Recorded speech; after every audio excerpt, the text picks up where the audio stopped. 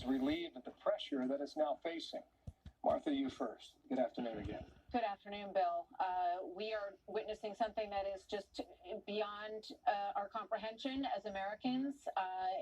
One of the men on the street said, this is the people's house, and absolutely it is, but it is not a place where you can break windows and storm hallways and overwhelm police officers. The images that you just showed, and maybe we can put them back up on the screen, are so stark and so disturbing of guns drawn.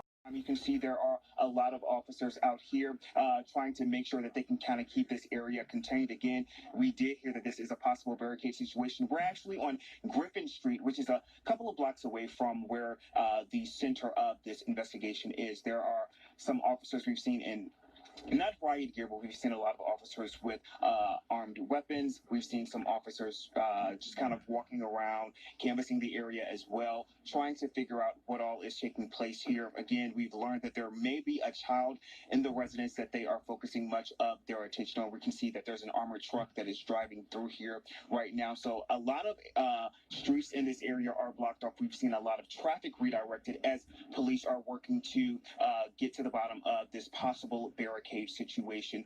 We're still working to find out a little bit more about what is taking place out here, but again, you can see there is a heavy police presence. We are in Northwest Atlanta. This is on Dalvini Street here again in Northwest Atlanta. A busy scene out here right now. A lot of officers driving up right now. Not really sure what is going on, but it is a very active scene as officers are trying to get this situation here under control. We're going to continue to monitor this and bring you any updates as we get them here on Fox 5.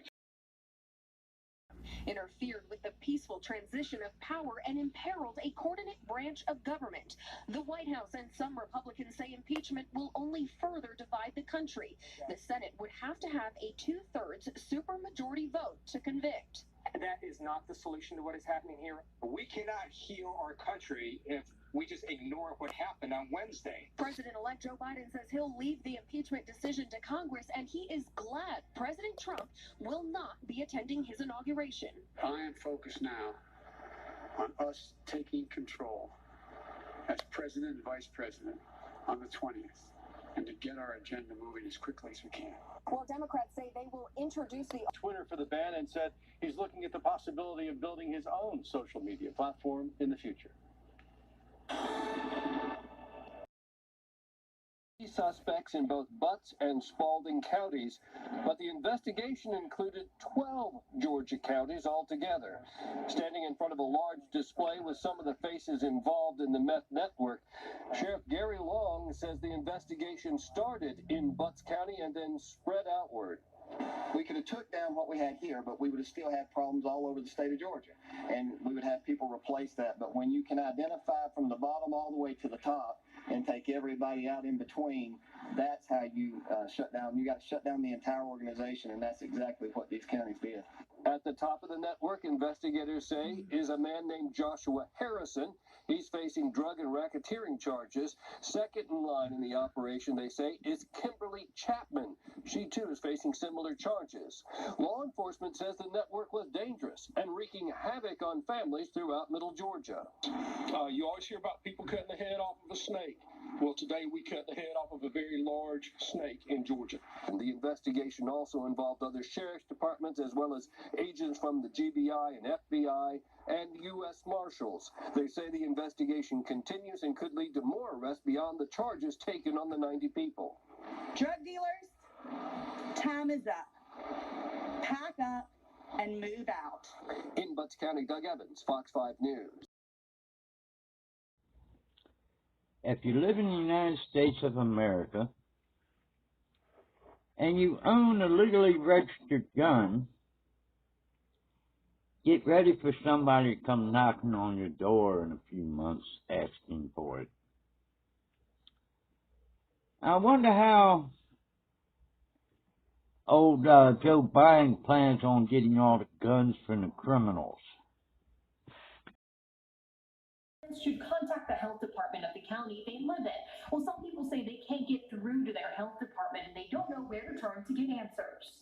It just feels like this isn't going to be over until people are vaccinated. Angela Kaplan says she was happy to hear the Georgia Department of Public Health announce it would expand the pool of people eligible for COVID-19 vaccines within the next couple of weeks, adding people who are 65 and older along with law enforcement and first responders. But for her, this news turned into frustration. COVID-19 vaccine in Georgia, how to get it, who can get it, and when. And that was something I saw on TV. And I went to their website. And it just referred me to a 64-page document. The COVID-19 vaccine hotline. Call that one. They don't make appointments. Fulton County Health Department, same thing. She says she finally got the correct number to call to find out how to schedule a vaccine in Fulton County, but that proved to be little help. And it rang for over an hour, and I just had it on speaker, and I was doing my work, and I finally just gave up. During a news conference on Friday, Governor Brian Kemp acknowledged the frustration those like Kaplan have been feeling. I asked for people's patience. We know there's tremendous demand.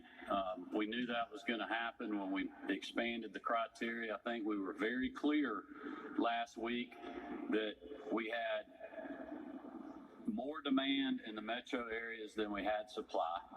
According to the governor, the state has the supply to vaccinate about 11,400 people a day.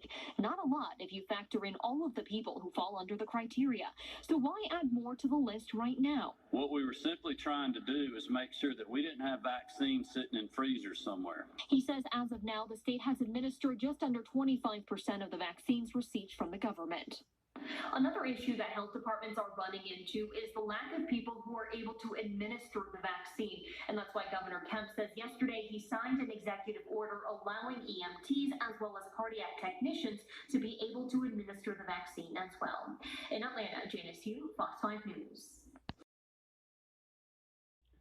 Starting Monday, there's supposed to be people my age should be able to get vaccinated.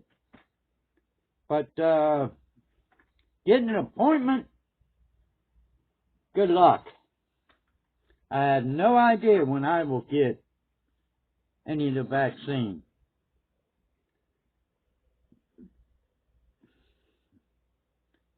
They didn't even get enough vaccine in the metro area to deal with everybody. I think somebody screwed up a little bit.